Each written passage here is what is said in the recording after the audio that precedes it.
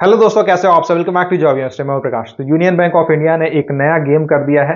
Local bank officer के post में 1500 vacancy release की है।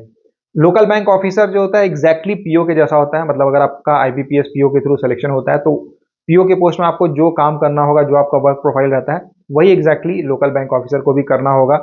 जैसे कि ब्रांच के जो डे टू डे वर्क है वो हैंडल करना, मैनेजेरियल वर्क जो रहता है वो करना होता है, सुपरवाइज करना क्लर्क्स को, साथ ही साथ कैश फ्लो को मैनेज करना, कस्टमर के जो कंप्लेंट्स आते हैं उसे हैंडल करना, लोन के लिए जो वेरिफिकेशन वगैरह की जाती है वो सारी चीज़ें करना, क्लर्क्स जो वर्क कर रहे हैं उसकी क्रॉस चेकिंग करना, क्रॉस वेरिफिकेशन करना, cheque books, ATM cards, demand draft की को इशू करना, और साथ ही साथ कुछ क्रॉस सेलिंग वगैरह भी रहती है तो इंश्योरेंस भी सेल करना होता है, टारगेट्स रहते हैं उसे कंप्लीट करना होता है। मतलब जो पीओ का काम रहता है वही लोकल बैंक ऑफिसर का काम रहता है। लेकिन ये एक तरह से जो कैंडिडेट्स हैं उनके साथ एक बड़ा गेम हुआ है। ऐसा मैं क्यों कह रहा हूं, क्योंकि यहाँ पे जो वैकेंसीज अगर आप देखोगे ना, 1500 वैकेंसी निकली है, लेकिन इसमें इन्होंने सिलेक्शन प्रोसेस में एक नया क्राइटेरिया ऐड कर दिया है कि उस स्टेट की जो लोकल लैंग्वेज है वो आपको आनी चाहिए। मतलब रीडिंग, राइटिंग एंड स्पीकिंग, तीनों चीजें अगर आपको आती है, उसकी एलपीटी होगी, लोकल लैंग्वेज प्रोफिशिएंसी टेस्ट जो होती है वो होगी। अगर आप उसमें प्रोफिशिएंट हो रहते हो तो ही आपका फिर इसमें फर्दर प्रोसेस हो पाएगा। ठीक है। और ये प्रोसेस कब होगा? पहले आपको ऑनलाइन टेस्ट देना होगा, ऑनलाइन टेस्ट के बाद आपको एलपीटी के लिए कॉल किया जाएगा एंड उसके बाद फिर आपका इंटरव्यू, ग्रुप डिस्कशन वगैरह जो प्रोसेस होता है वो होगा। वैकेंसीज की अगर यहाँ बात करें तो आंध्र प्रदेश से वैकेंसी निकली है, टोटल 200 वैकेंसी है एंड यहाँ तेलुगु आपको आनी चाहिए तो ही आप यहाँ अप्लाई कर पाओगे। असम में वैकेंसी निकली है 50, आसामीज आपको आनी चाहिए। जितनी भी यहाँ पे आप देख रहे हो ना, गुजराती, कन्नड़, मलयालम, मराठी, उड़िया, तमिल, तेलुगु, बंगाली, मतलब अगर आप अप्लाई करते हो और फिर उन्हें पता चलता है कि आप प्रोफेशन नहीं हो तो फिर आपको कैंसिल कर दिया जाएगा, आपको फेल कर दिया जाएगा।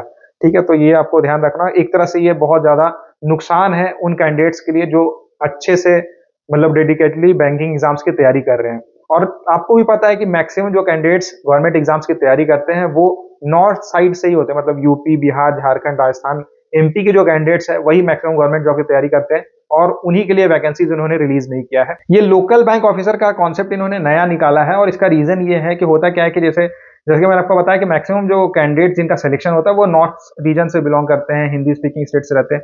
अब अगर उनकी पोस्टिंग अगर उनको मिल रही है साउथ में, कन्नड़, कर्नाटक में कहीं पोस्टिंग मिल रही है, तमिलनाडु में कहीं पोस्टिंग मिल रही है, तो उनके साथ प्रॉब्लम हो जाती है कि वहां पे जाना एंड फिर वहां रहना, एडजस्ट करना। तो कई सारे लोग क्या करते हैं जो स्टार्टिंग में सपोज नॉर्थ में उनकी पोस्टिंग 8-10 साल, 12 साल वो काम कर चुके हैं और उसके बाद उनकी पोस्टिंग आती है कि आपको ठीक है साउथ में जाके किसी स्टेट में काम करना है, तो वो क्या करते हैं, या तो वो प्रमोशन छोड़ देते हैं, प्रमोशन नहीं लेते हैं, या फिर वो लीव विदाउट पे में चले जाते हैं कि तब तक हो सकता है किसी और को वहां भेज दिया जाएगा और मेरा ट्रांसफर नहीं हुआ। तो ऐसे करके भी कुछ कुछ जुगाड़ भी लगाते हैं कि ट्रांसफर ना होता, ऐसे करके।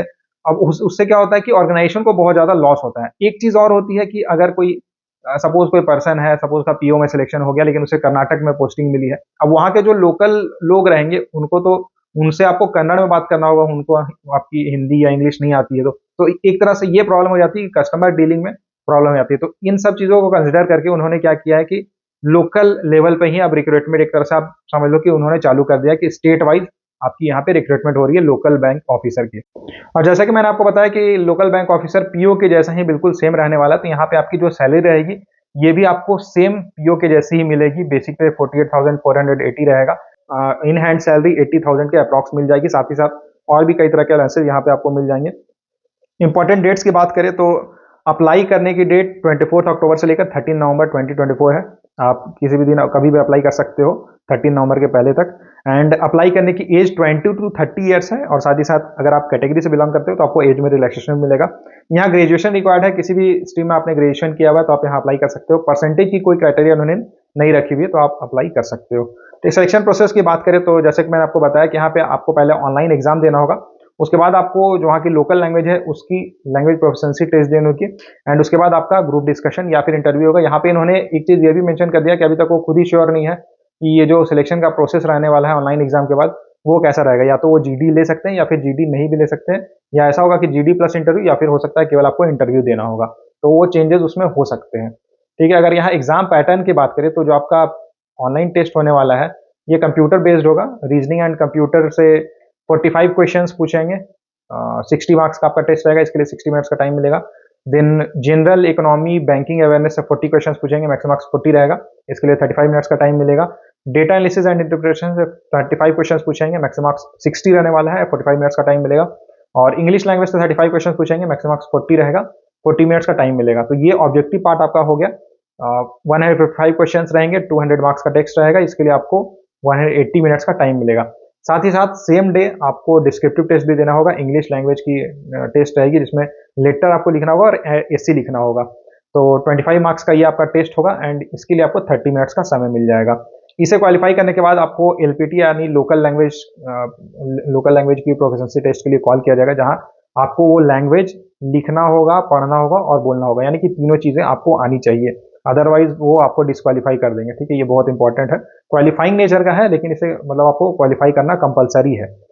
आपके ऑनलाइन एग्जाम में कितने भी मार्क्स होंगे, अगर आप प्रोफिशिएंसी टेस्ट अगर आपका नहीं हो पाता है, एलपीटी आप क्वालिफाई नहीं कर पाते हो, तो फिर आपको फाइनली डिस्क्वालीफाई कर दिया जाएगा, आप इंटरव्यू नहीं दे पाओगे। ठीक है, तो और एक चीज़ और है कि अगर आपने वो लैंग्वेज, उस स्टेट की लैंग्वेज अगर आपने 10th या 12th में पढ़ा हुआ है, तो फिर आपको एलपीटी देने की जरूरत नहीं रहेगी। मतलब आपके जो मार्कशीट रहते हैं 10th या 12th के, उसमें वो लैंग्वेज मेंशन रहना चाहिए कि एज ए सब्जेक्ट आपने पढ़ा हुआ है। ठीक है, एलपीटी क्वालिफाई करने के बाद आपको इंटरव्यू के लिए कॉल किया जाएगा और इंटरव्यू 100 मार्क्स का होगा और आपको 1:3 के रेशियो में कॉल किया जाएगा, यानी कि जितनी वैकेंसी है उसके 3 टाइम्स कैंडिडेट्स को कॉल किया जाएगा इंटरव्यू के लिए। और ये जो फाइनल मेरिट लिस्ट जो बनती है उसमें ऑनलाइन एग्जाम के मार्क्स को 80% का वेटेज दिया जाएगा एंड 20% वेटेज इंटरव्यू को दिया जाएगा। एग्जाम सेंटर्स इसकी ऑल इंडिया में रहेंगे, तो आप किसी भी स्टेट से बिलोंग करते हो, आप अपने स्टेट से ही फॉर्म भर सकते हो, एग्जाम दे सकते हो, तो उसमें कोई प्रॉब्लम आपको नहीं होगी।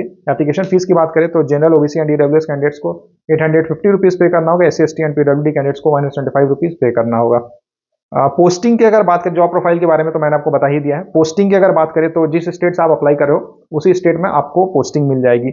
ट्रांसफर से रिलेटेड एक बहुत बड़ा इशू ये है कि जैसे यहाँ पे इन्होंने ऑलरेडी मेंशन कर दिया कि जो फर्स्ट 10 ईयर्स रहने वाले हैं वो आपने जिस स्टेट से अप्लाई किया हुआ है उसी स्टेट में आपको पोस्टिंग मिलेगी और आपका स्टेट 10 ईयर्स तक चेंज नहीं होगा, या फिर आप जब तक ग्रेड 4 तक नहीं चले जाते हो तब तक आपका स्टेट चेंज नहीं होगा। तो आप ट्रांसफर की रिक्वेस्ट भी करते हो स्टेट चेंज करने के लिए, तो उसे कंसिडर नहीं किया जाएगा। विद इन स्टेट आपके ट्रांसफर्स होंगे, जैसे नॉर्मल चलता है पीओ के पोस्ट में, आप देखते हो तो 2 साल 3 साल में ट्रांसफर्स होते रहते हैं, तो विद इन स्टेट आपके ट्रांसफर्स होंगे, लेकिन स्टेट से बाहर आपको पोस्टिंग नहीं दी जाएगी।